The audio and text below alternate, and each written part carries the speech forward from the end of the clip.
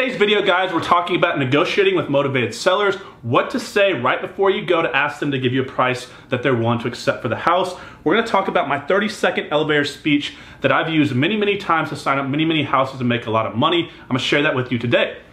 Now let's look at the two different ways to generate leads right now, which most people are doing. A lot of people are out there still trying to go along the path of least resistance and be that lazy real estate investor and sit at home and make offers off the MLS, off auction sites, off the HUD Home Store. There are very few markets left in the country where this still works, right? The way right now that you're gonna make money in a tough market, in an saturated competitive market is, guys, you have to go direct to the seller and get into the neighborhoods and meet with these people face to face. You can't just simply go down the auctions or go log on to an online website that thousands of other investors are logging onto at the same time you are. So you gotta go direct to the seller. Now, once you're at the property, the more value and more experience you can demonstrate to that motivated seller compared to the competitors that walk through that house before or after you, the more likely you are to get that property. And you need to hit on buttons and hit on their emotion and hit on their pain points to make sure that they want to choose you over another investor. Because if you make the same offer someone else does, they want to go with who they're confident can close on that property. So here's what I say when I'm working with a homeowner after I've kind of gone through and I've looked at the property, I've had some rapport with them, and it gets to that point that every investor kind of locks up on, how do we go to make the offer? Do I do it now? Do I go later and say, can I send a contract later? Guys, you have to make an offer right there at the property right then and there. The market's moving way too fast. You can't just go and spend a couple days to analyze the property. If you're telling these sellers like, hey, look, I need some time to go bring my contractors through here, get a bid, I promise you're gonna be losing deals left and right. You need to be going in prepared, and this is what you say right when you go for the close or right before you ask them what they'll take for the house. So I have a 30-second elevator speech.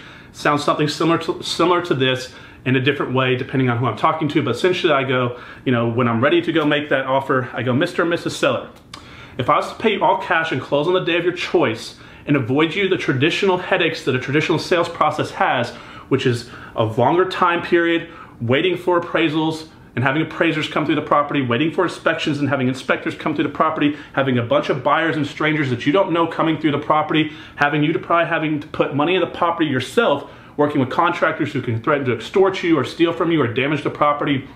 You're not gonna have to deal with real estate agents. You're gonna get a definite price and a definite closing date. You can sell the property as is, walk off, literally leaving food on the kitchen table if you want to. What is the price that you're willing to accept for the property if I'm willing to give you all these benefits and avoid you the headaches that come with the traditional sales process? And then they're gonna give me a price, right? And then I'm always gonna follow up and say, is that the best you can do? Is that the best you can do? Until we get them down to a number that I feel acceptable or that I can't buy the property, right?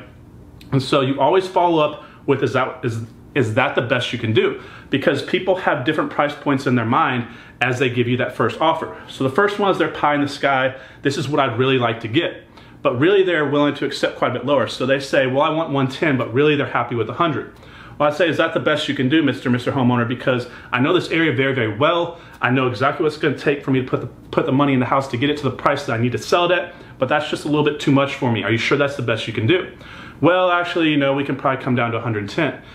Well, that's getting closer to where I need to be. Unfortunately, I have carrying costs, closing costs, marketing costs, financing costs, and I still need to make a profit for my time. We aren't doing this just for fun. We actually have a business and I have overhead, I have employees.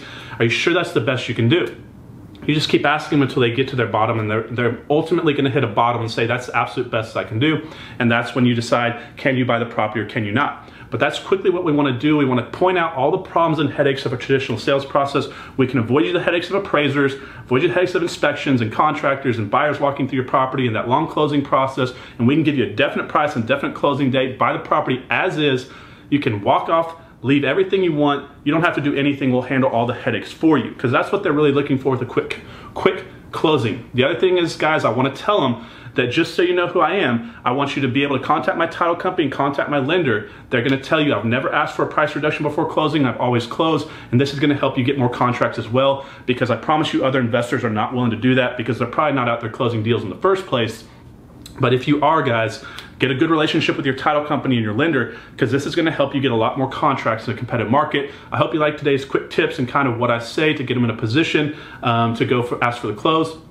because it's always something people wonder and worry about. But we're offering them all sorts of benefits, taking headaches away, and then asking them essentially what's the lowest price they're willing to sell their house for. Are they willing to trade some of the equity for us trading them, relieving them of a lot of big headaches? So guys, if you haven't already subscribed to the channel, there's a red button down there below. Click that. There's a yellow notification symbol as well. So you need to make sure to click that if you're wanting to get instant notifications when these videos come out. YouTube's changed their algorithm a little bit, and they're not just sending automatic notifications going forward. Also, like and comment down below here. That's going to help engagement on this video and on this channel. And it's going to help it get seen by more other people out there. I appreciate you watching today, guys, and I'll see you on the next one. Have a good day.